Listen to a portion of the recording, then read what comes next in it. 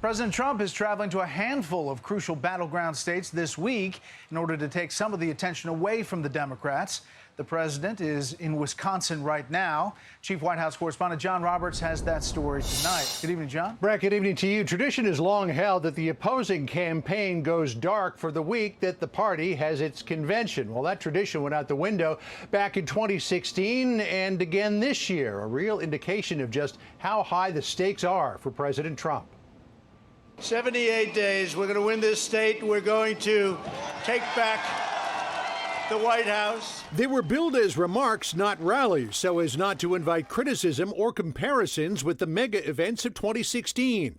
Today's audience may have been smaller than 4 years ago, but rhetorically, President Trump's appearances were every bit political rallies. This is going to be the most important election in the history of our country. In Mankato, Minneapolis, and Oshkosh, President Trump showing he's out and about while Biden is at home, comparing and contrasting his policies to maintain law and order with Democratic calls to defund police. As president, my goal to restore safety to our streets. By contrast, the Democrats are promising to elevate their left-wing war on cops and to bring it up to the White House in the form of sleepy Joe Biden. On the economy, the president charging Democrats would tank GDP with $4 trillion in tax increases.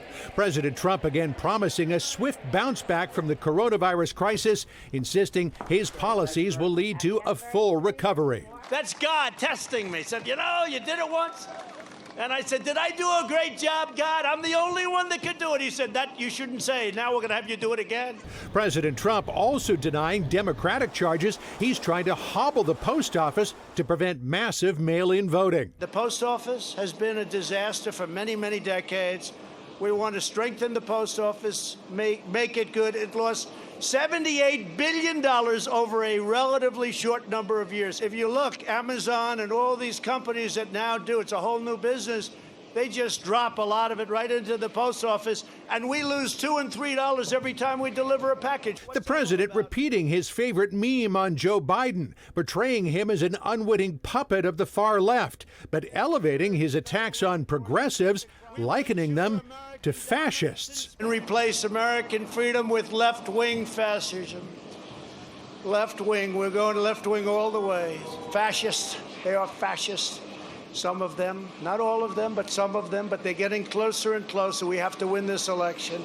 In 2016, President Trump won Wisconsin, lost Minnesota by 1.5 points. Joe Biden leading in both of those states in the latest polls.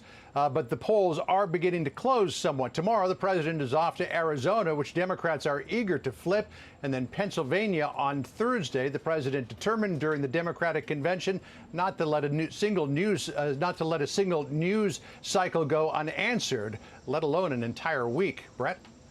John Roberts live on the North Lawn. John, thanks.